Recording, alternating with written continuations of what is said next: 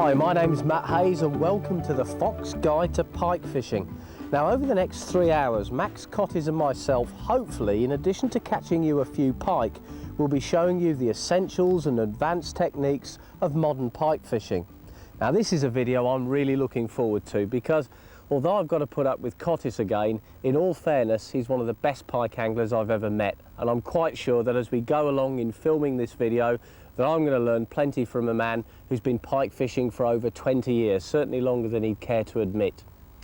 But we're going to cover a number of subjects in these videos, and later on we'll be showing you paternostering and ledgering in some detail. In tape 3 we'll be covering floats and boats, in which, eerily enough, we'll be covering the subjects of float fishing and fishing adrift from the boat. But in this tape we're going to cover the essentials of pike fishing, mainly from the bank, starting off by hopefully catching a few pike, showing you how to handle them, how to unhook them properly, how to make wire traces, what sort of baits to use for pike, and the sort of places that you can locate them in.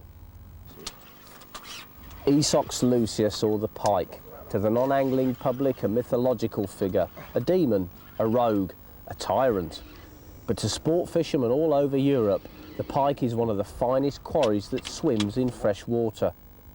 You can find pike in a variety of locations, from estate lakes through to fenland drains.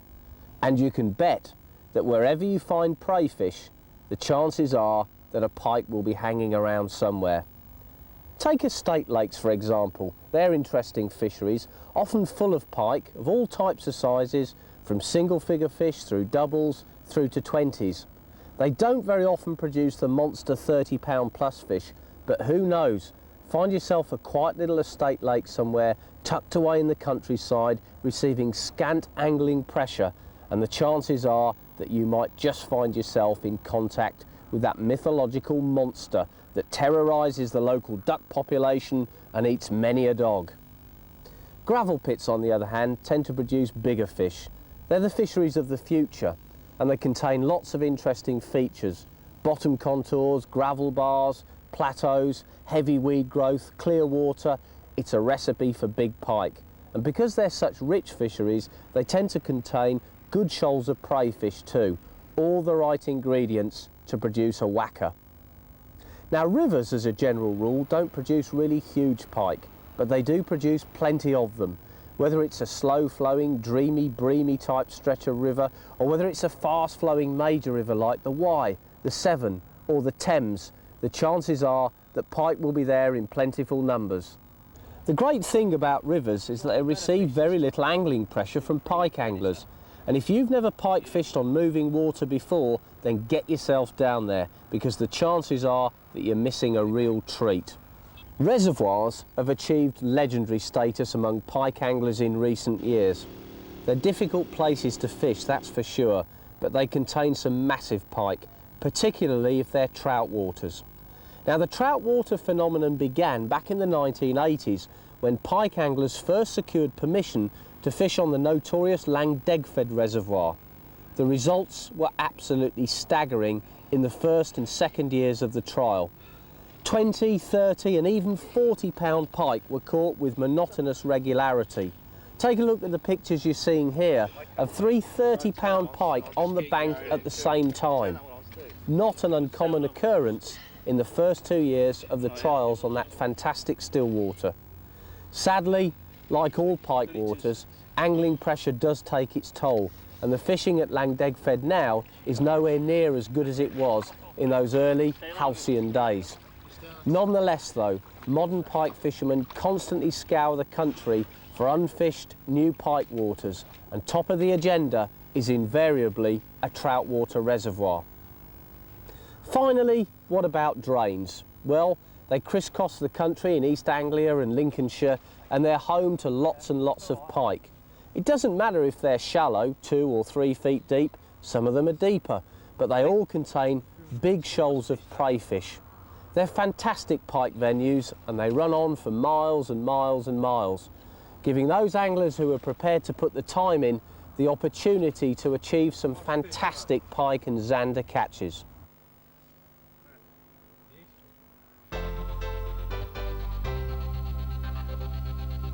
We've got some fish action for you coming up in a moment, but before we get on to the really exciting stuff, let's cover an important subject, rod and reel choice. Now I've got two rod and reel setups here, and we'll start with this one, which is a general purpose setup for all-round pike fishing. Now this rod is 12 feet long, it's got a 2 3/4 pound test curve, although 2.5 pounds is acceptable on small to medium waters. And it's a sort of rod that's got what we call a progressive taper. In other words, it doesn't bend like a croquet hoop through to the butt. It bends progressively throughout its length, down to the butt under extreme pressure. But the point is that this rod has got a bit of hidden power. It's the type of rod that you can cast a reasonably large dead bait on, and yet at the same time put the heat on a big fish if it's running hard. On the other hand, we don't want a rod that's too stiff if we can avoid it, because that increases the chances of tearing the hooks out of a pike's bony jaw. So for short to medium range work, a compound progressive taper rod is a perfect choice. As far as reels are concerned, you can choose between the standard bait runner type and one of these larger wide spooled reels, which are ideally suited to distance work. But this one has got a bait runner conversion on it, which makes it a great all-round pike reel. It'll hold plenty of 15-pound line, well over 250 metres. It'll also hold a lot of 20 to 30-pound braid, if that's your choice. So it's man enough for the job, and it will hold lots of line if you want to double it up to use it for things like drifter float fishing or trying to put baits out at longer range. The bait runner itself is largely redundant during a fishing situation because we tend to fish with an open bail arm, with a drop-off style indicator, a pike swinger or whatever. But where the bait runner facility comes in useful is when you're going to clip up after casting out. It's nice to be able to either pay out a little bit of line or take a little bit of line back, and that's where the bait runner comes in. So there you have it. An all-round rod and reel setup for general pike fishing. Let's look at one now that is more designed for distance work. Now the first difference about this setup is that this rod is a fast action model. Once again, it's 2 3/4 pounds, 12 feet long. Sometimes we use 3 1/4 pound rods on really big still waters, but this is a rod with plenty of power. Most of the action is concentrated in the top 1/3, with the bottom half of the rod particularly being quite stiff. Now that enables us to do two things. Firstly, to punch big dead baits out to quite long range, and secondly, it helps to pick the line up quickly and set the hooks in the pike's jaw when we're fishing at distance. Very important points.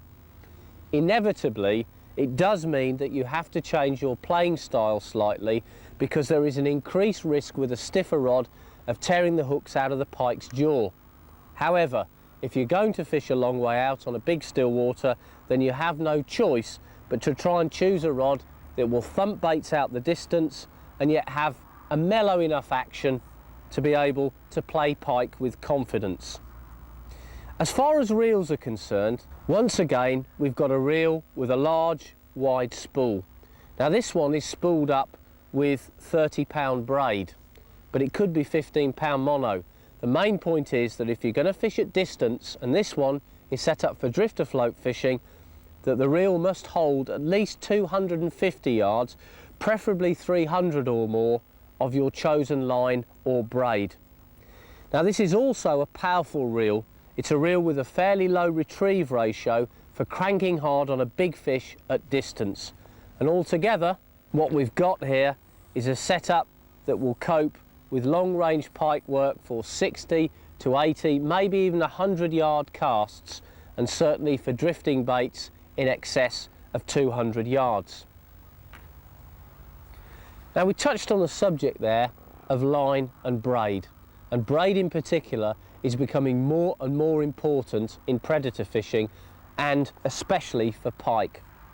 So let's take a look at some braid and mono. Here's the stuff that Max and I use. On the left, monofilament. On the right, braid. Why choose one over the other? Well, Up until 5 or 6 years ago, it was unlikely, if you were a pike angler, that you would ever consider using anything other than mono line. Let's look at this line for example. Max and I used 2 breaking strains. 12 pounds breaking strain for distance work, where there's a little bit more stretch, so we can use a slightly lower diameter, lighter line, and 15 pounds mono for all-purpose pike work. That's short to medium range. Now this is a particularly good mono. It's reasonably cheap, it's very soft, and it's extremely abrasion resistant. So you might be wondering, well, why bother using braid at all? Well, the answer to that is that braid possesses properties that mono doesn't, and it's particularly good in certain situations. One of those situations is in boat fishing, and we'll show you that later on. But another situation is in drifter float fishing. Now when you drifter float fishing, you're presenting a bait a very long way out quite frequently, and anyone who has tried to set a hook in a pike's jaw at over 200 yards will realise that mono is vastly inferior to this stuff. Braid has got less stretch than mono, so therefore it gives you instant contact with the fish.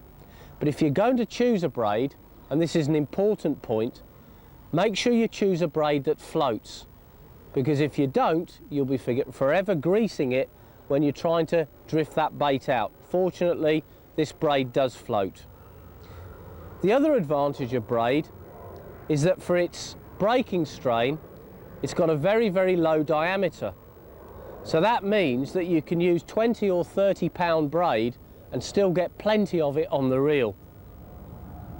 That's not to say that monofilament isn't a good choice for pike fishing, because in most situations there's nothing wrong with it. But during the course of this video, you're going to see certain specialist applications in which braid like this one provides a significant advantage over mono.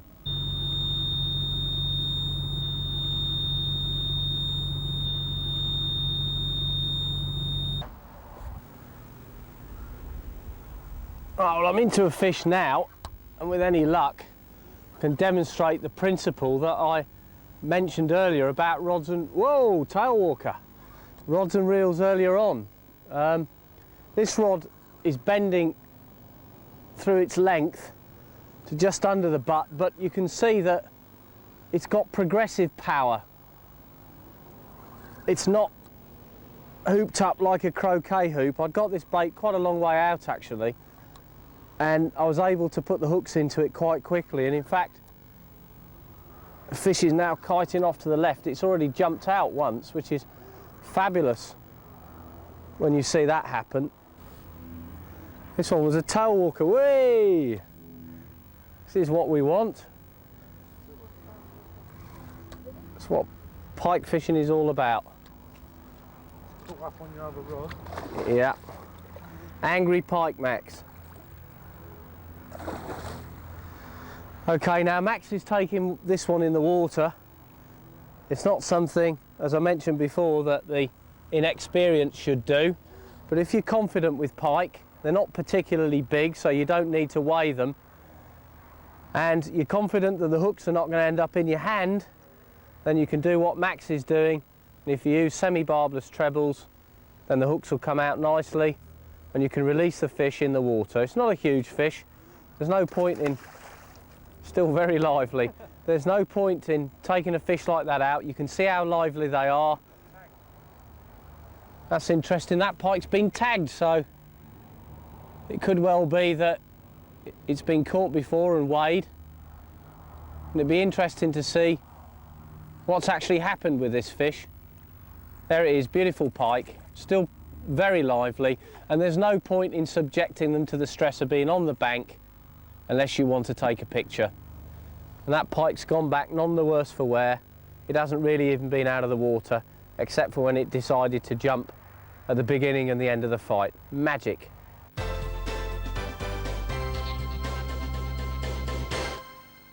Well, Max showed you very deftly there how to unhook a pike in the water, but you've got to remember that this man has been pike fishing since God was a lad, although he doesn't usually like to talk about his age, of course. But the serious point is that the most usual way to unhook pike is on the bank. Now, this is particularly true if it's a big fish or you're inexperienced or slightly nervous of the pike, then you must do it on the bank. And before we show you the proper way to unhook pike, we're going to take you through the safety equipment that you must not leave home without if you're going to go pike fishing. Now, I hate to get on a hobby horse, and I'm sorry if this offends anyone, but if you don't carry the equipment that we're about to show you here, then you have no right to go pike fishing. Pike safety is absolutely paramount. And with that, I'll hand over to Max. Max. Well, Matt, the first part we're actually sitting on. We are. And it's very essential, not only for our comfort, but for the pikes. And it's a very good padded unhooking mat. And you should never put a pike on the bank.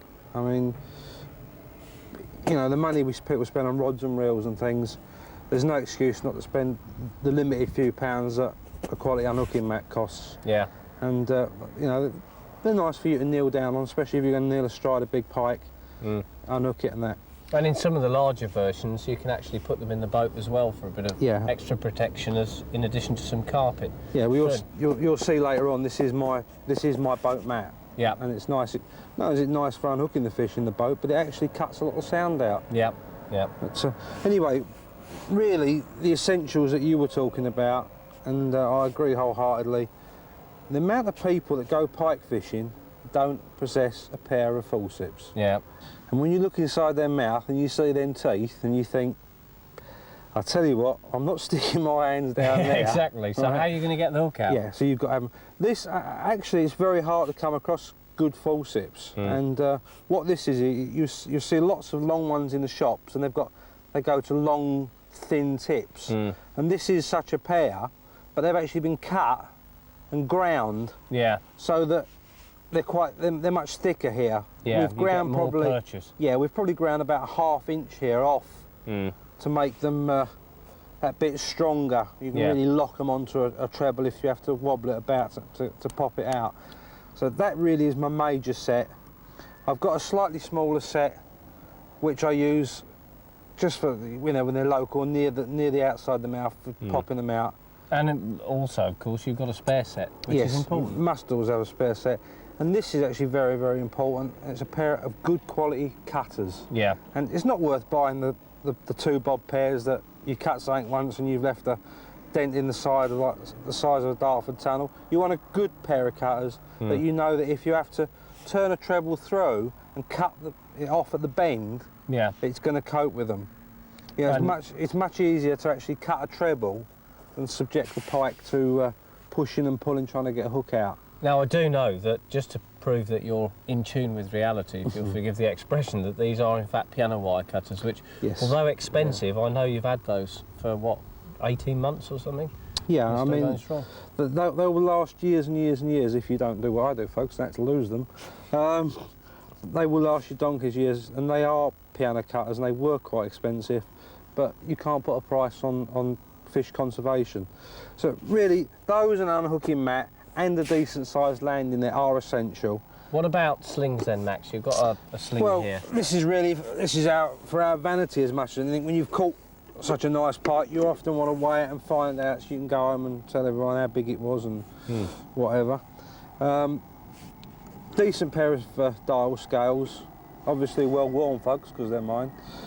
Little joke. No, I prefer this type. They're £60 by 1 ounce. Essential. I mean, you can get cheaper scales, but it's worth investing in a good quality pair. But more importantly is the sling, and this is a very big sling. It's banana shape, which means that when you put a fish in it, it doesn't tend to bend the fish over. But more importantly, this has got a very smooth PVC inner. Now, I personally don't like the nylon type slings because they can cling to the fish and they can drag the mucus off. This PVC, when it becomes wet, it's much, much kinder to the fish, and when you return the fish, as we'll show you later, you can literally just slide them back out and no damage at all. Okay, so there we have it. We've got the unhooking mat, the sling, a pair of, well, 2 pairs of forceps in fact, and a pair of wire cutters. Yeah. And if you ain't got them, don't go pike fishing. I mean, the one item that you won't see here is a glove. Now, a lot of people recommend the use of a glove, and if it works for them, fine. I personally don't like a glove. I find that you lose a lot of the feel, and you can actually do more damage poking your fingers around inside the gill rakers of a pike and you not knowing what you're doing if you can't feel it. So I prefer, if you put your hands in, as we'll show you unhooking a pike, you can grip it, you can unhook it easily with no danger. I mean, look, that's after a fish, and we'll show you at the end of the video. Hands will all be in one piece.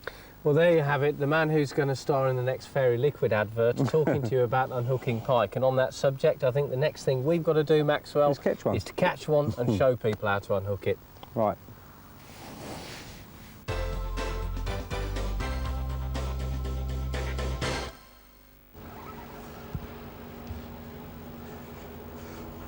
Right, Matty.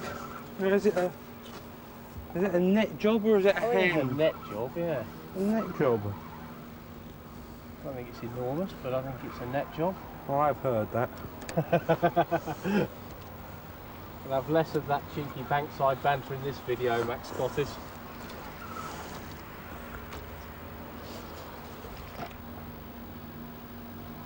Moving that? Yeah. Ooh, I thought you were training her for a Speedo badge. No, I think this one's a bit better, mate. That was close range, you know. Only about 20 yards out off that drop-off where the point comes out and it drops down into the deeper water, you know. Mm-hmm. Typical sort of patrol route. My favourite old paternoster rig, Maxwell. It's given a good account, isn't he, hey?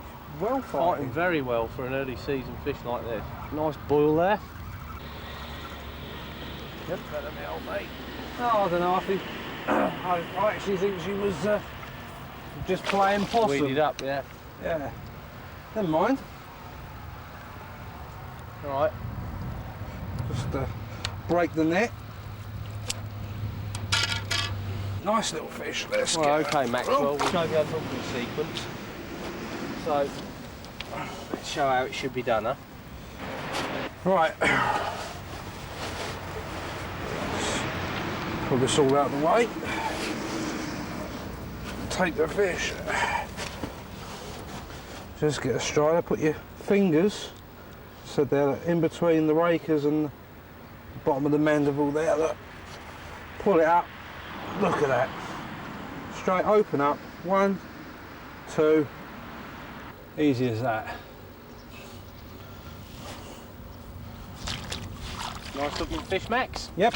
It's just support up. Oh. She's had enough of that.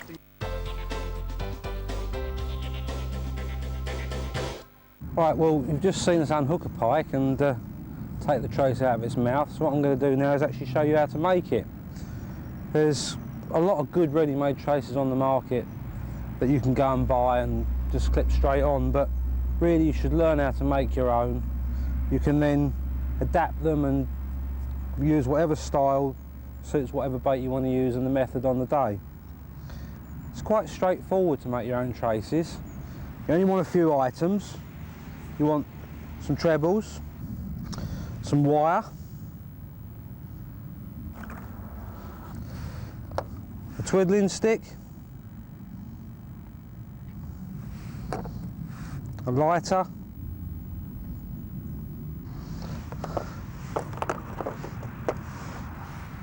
our cutters,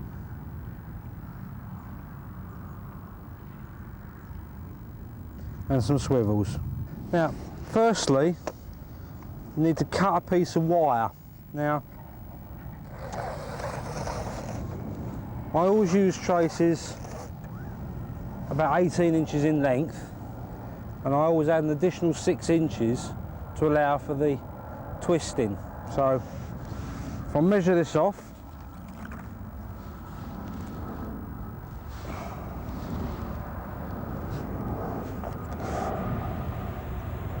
we'll cut about 24 inches of wire,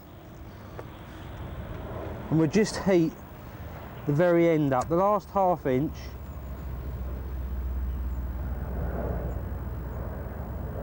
like so. Now what that does, it actually softens the end of the wire, so when you come to the last bit of the twist, it actually all folds in and lays nicely. Right, take our wire, and we fold over about 1.5 inches into a loop. We take the loop and push it through the eye of the treble and then hook it back over itself like so. You pull it down. That, as you can see alone, is incredibly strong already. Take hold of the wire and the tail at right angles. We hook the twiddling stick round the bend and you just turn away. Now you actually just follow the wire and let each twist lay in. Once you've got about 1/8 of an inch there turned on and it's started to lay nicely, you can just hold the tail between your thumb and finger and just spin up like so. There is a completed twiddle. Now, to put the second hook, we slide it down the wire and decide what gape we want between the two trebles depending on the size of our bait. And this one here I'm going to use for a 1/2 mackerel, so I'll put about 10 centimetres between the two.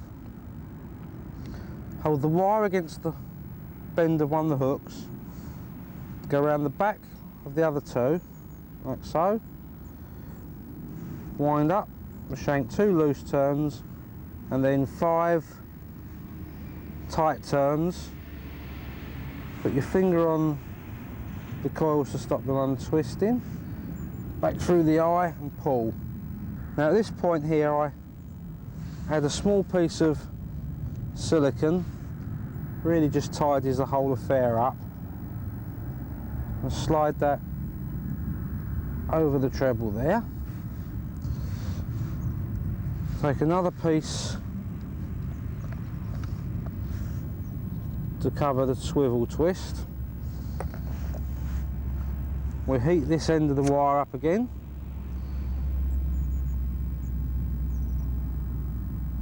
Same procedure again, 1.5 inches of wire, fold it round,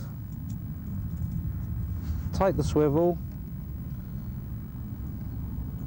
put the loop through one of the eyes of the swivel, pull it back on itself, twiddling stick through, pull it down tight. You can see, just turning away, lay the first 8 or 10 coils, and then when you're happy that it's going nice and it's neat, tuck the tail between your thumb and forefinger and just spin it down and end it. Just slide that little piece of tube up there, just wet the twiddle, pull the tube over the swivel, and there you have one completed trace. Very, very simple.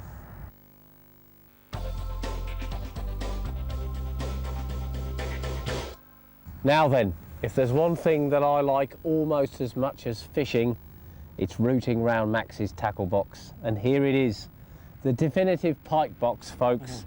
And who better to give us a guided tour than Max, who knows the inside of its contents almost as well as I do. But seriously, being good at any style of fishing means that you've got to have the right tackle. And one of the things I like about Max's approach to fishing is it's very neat, very tidy, and he's always well prepared. So on a serious note, mate, can you take us through some of the items you have here in this wonderful box?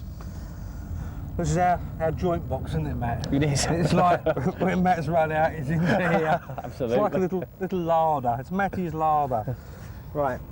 Well, in the top row here, we've got 4 dispensers, and it's labelled up bomb tail. It's got £6 nylon in for the bottoms of the paternoster tails, power gun for tying stop knots, fuse wire, which we'll see later on I use for attaching the bait poppers, and PVA, which is always useful for tying up dead bait rigs and bits and pieces. This little section here, we've got a selection of non-toxic bombs which can be used on the float rigs for float ledgering or mainly for the trolling and the bottom bouncing. Some line grease and various size bait poppers.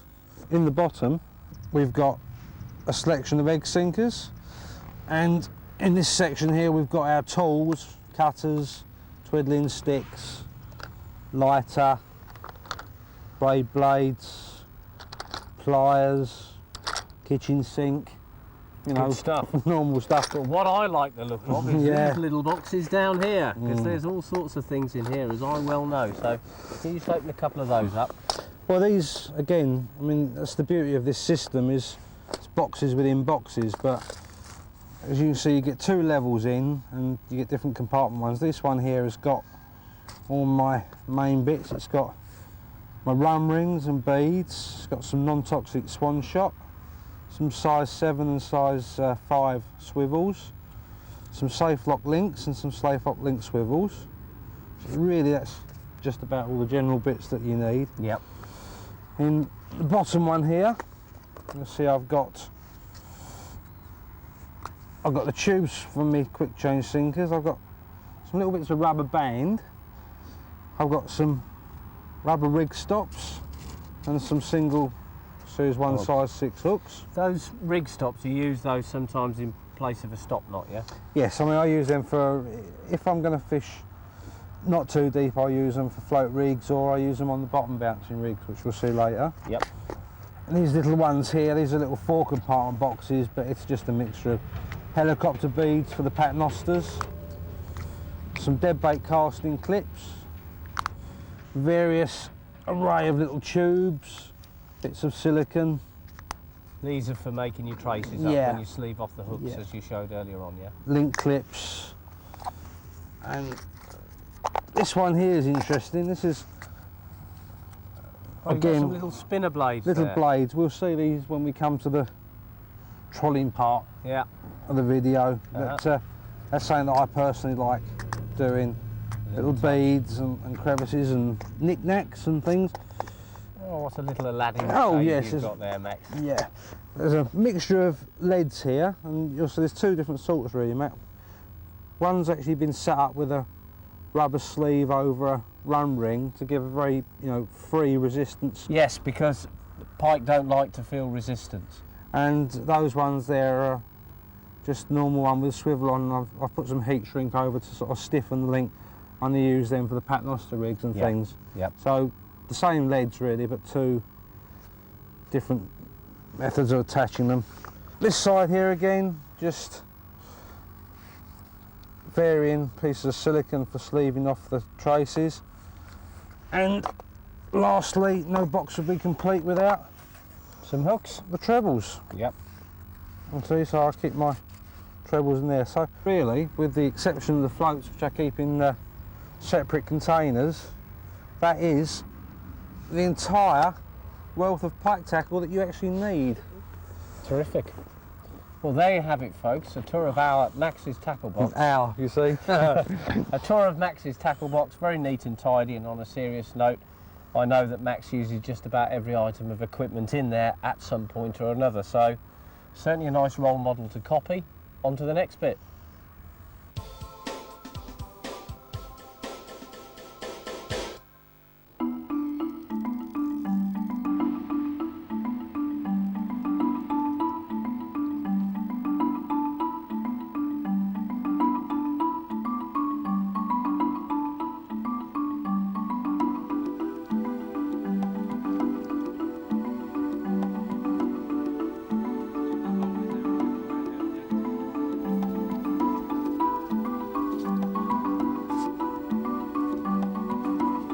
Max has got a nice pike here. We're just going to go through the basics of unhooking. You'll notice first of all that the pike is on an unhooking mat to protect it, and also protected by the wet mesh.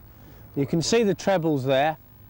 One of them's in not too bad a position and the other one is a little bit lower down, so Max is going in through the back of the gill rakers to turn the hook and just pop it out. And you can see the advantage there of using semi-barbless trebles so the hooks come easily out. Can you just demonstrate, Max, the process for opening the pike's mouth You've turned it over onto its back. It's like a dog. If you get hold of a dog by its bottom jaw, it can't bring its top jaw down to bite you. So if you get astride the fish, Yep. and you put your fingers in there, I mean, it's only soft flesh and there's little tiny sort of hairy teeth on the rakers, but they're not sharp, and you can just pull that up and open the mouth to you like that. So you've got good access. Yeah. If the pike is about to, you'll feel the pike tense up. Yeah. If it's about to thrash, and you know, if you want, you just take your hand out and just let it calm down Calm again, down, yeah. go back in. As I say, then you can access in either through here or, you know, in through the side here. If you go through the side, be very, very careful not to damage the rakers. Yep. Yep. So, anyway, she's only a little one. So we're. I'm not going to weigh her, but what I'm going to do, I'm going to put her in the sling just to carry her back to the water rather than risk dropping her.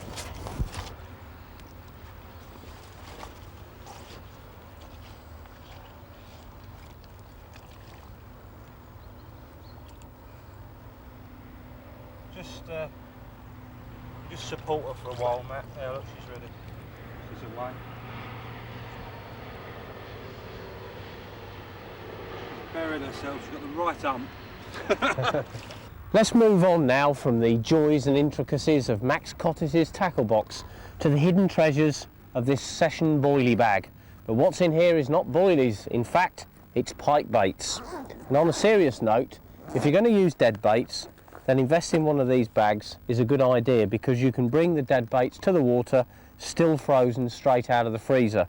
Now these baits have been in here for almost a whole day and they're still nice and frozen. There's a good reason for that, and that is not only are they harder and more durable when you cast them, but also they let out lots of flavour and juices into the water, which as they thaw, the fish find extremely attractive, I might add.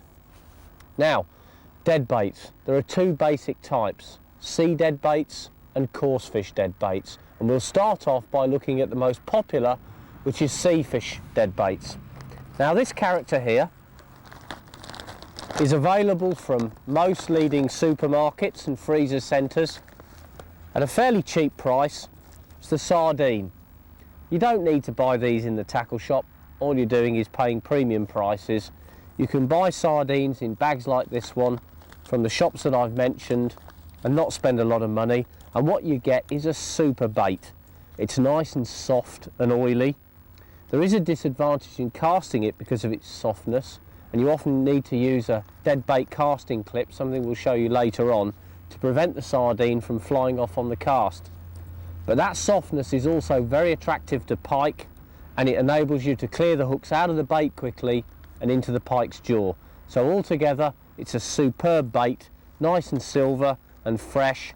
That oil wafting up in the water, what pike could resist that? Okay, what have we got next? Well, we've got these. Smelts, one of the classic pike baits. Now it's a known fact that in days gone by, many, many years ago, pike were used to finding smelts in their natural environment, but that is no longer the case. But there's something about them, whether it's a primeval instinct in the pike or just some basic liking for the distinctive cucumber smell of one of these smelts, that makes them a fantastic pike bait. This is the bait that will often produce on days when nothing else will. If you break it open and take a smelt out, waft it under your nose, it smells just like cucumber sandwiches, and that's the irresistible killer punch to the pike. The bait itself is not particularly large. Its skin's softish, but not too soft, so you can use it straight hooked as opposed to using a dead bait casting clip, but it's soft enough for the hooks to clear out of there and into the pike's jaw without too much difficulty. Fabulous bait, and one, as I say, that tends to produce when other baits fail. Now this next bait here is one of the classics, mackerel. Now these are very readily available at supermarkets, freezer centres, fishmongers, and they're a fabulous pike bait. When the mackerel rod finally rattles off after a day of inactivity, you can bet that it's probably going to produce the biggest fish of the day. It's not always true, but mackerel do tend to produce bigger than average pike. Disadvantage, well, they tend to be in popular use, but nonetheless the pike just seem to keep on eating them. Mackerel are a fantastic bait. They're very, very oily. They give off a distinctive smell, and some people believe that the barred coloration of the mackerel is similar to a jack pike, and it may be that the pike, when they see the mackerel, are instantly upon it because they think it's one of their smaller brethren. Whatever the reason, they love them, and you can use them either whole like these or in half sections, which I'll show you in a second. When you buy mackerel, try to buy £1/2 to £1 fish. You don't want those great big 2.5, 3 pounders you sometimes see on the fishmonger's slab. Smaller mackerel are more castable and more of a, if you like, an easy mouthful, even for a big pike to swallow straight down and give you that screaming run. Here's a half mackerel. Max and I often bring our mackerels to the water like this as half sections, just cut down the middle with a sharp knife, and you'll notice in there, in fact I'll take it out of the bag for you, but one of the other little tips is to trim off the tail. That makes the bait more aerodynamic and helps you to cast further with it, and that's another one of the great advantages of mackerel. You can chuck it a hell of a long distance. Pop him back in the bag and move on to sprats. Now this is a bait that was in fashion 10, 15, 20 years ago, and it seemed that anyone who went pike fishing used sprats, but nowadays pike anglers have switched on to larger, more exotic dead baits, and the humble old sprat tends to be ignored a little bit really, but it's still a cracking bait, readily available, very, very cheap, especially useful when the pike are preoccupied on feeding on small fry. Sprats still produce plenty of fish, and you can fish them under a float, you can fish them static on the bottom, or you can wobble them along the margins. Still a good pike bait. Now this one here is a classic. Who am I referring to? None other than Harry the herring.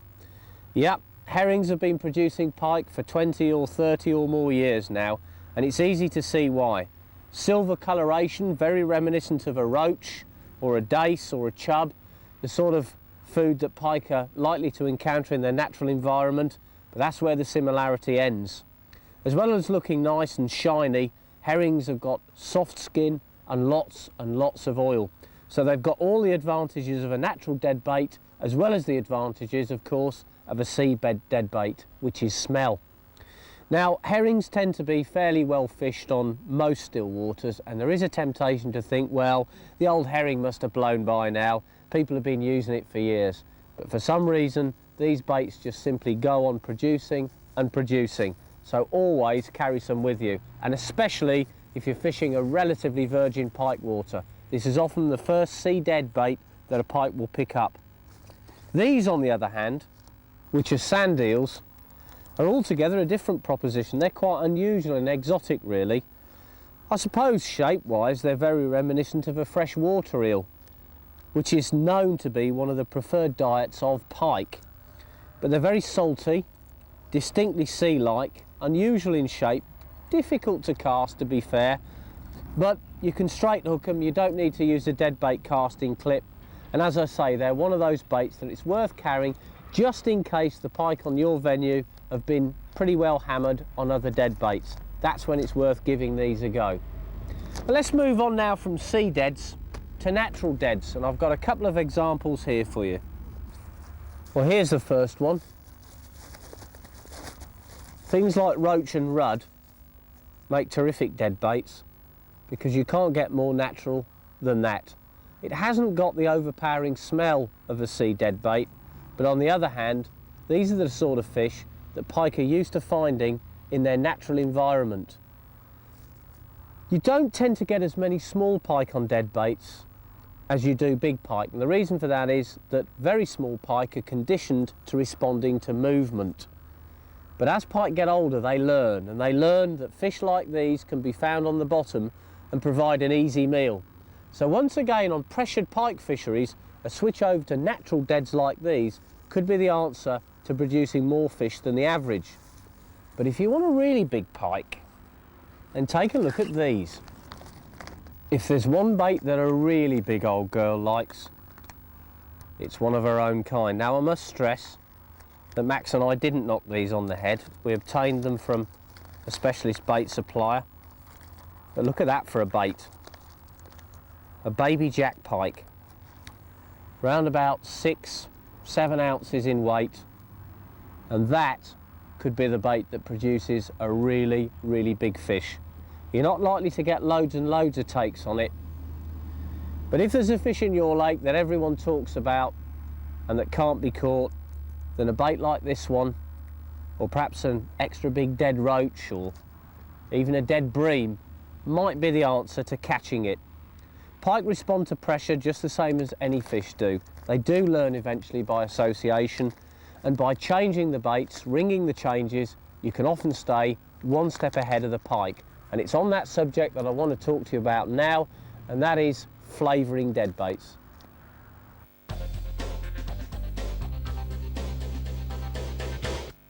Now this won't hurt a bit, because what I'm going to do with this needle, as I mentioned before, is inject a dead bait. And in order to do that, you'll need, strangely enough, a dead bait, a needle, and some flavour. Now, there are lots of these flavours that you can buy: mackerel, smelt, kipper, even some more exotic ones, amino acids and all sorts of extracts from fish. Play around with them because the choice is yours. The point is that although nothing is certain in fishing, it may well be that there's just one occasion when a flavoured dead bait might just give you the edge. Besides which, it makes me feel more confident, so I like using them. Anyway, here's how you do it. You unscrew the cap, put the needle into the bottle, draw up. I've brought up about 1 ml of liquid there. The pike's got quite a strong sense of smell, so you don't need to overdo things. And let's take the dead bait and leave it on this flat surface. Now this dead bait's been thawing out for about 15 or 20 minutes. You can't properly inject a really hard frozen dead bait, so it's worth using one that's either fully thawed or half thawed. And what you do simply is, in 2 or 3 places in the fish, just insert the needle and squeeze in a small amount of the fluid, like so. And it's worth finding just 2 or 3 spots around the fish to do the job, so that the flavour can leak out from several different directions. And if the bait's lying on one side, at least it won't be too masked. And there you have it, a roach crossed with a kipper, or at least it looks like a roach but smells like a kipper.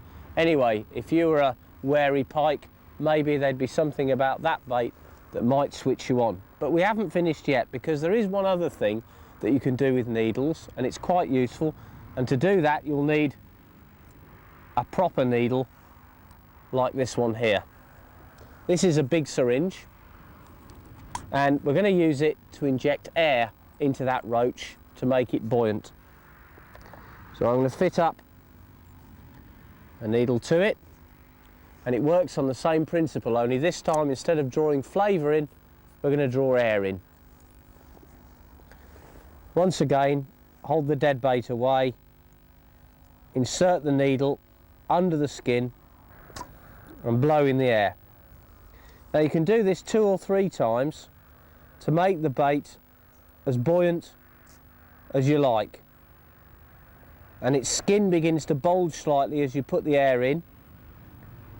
And that means that you can either create a popped up bait which sits off the bottom just like a carp angler's boilie, or one that, if you squeeze a little bit of air out once you've put it in, that will flutter slowly down to the bottom to rest lightly on top of the weed. 2 useful tricks with needles there, both of which might just help you to put more pike on the bank.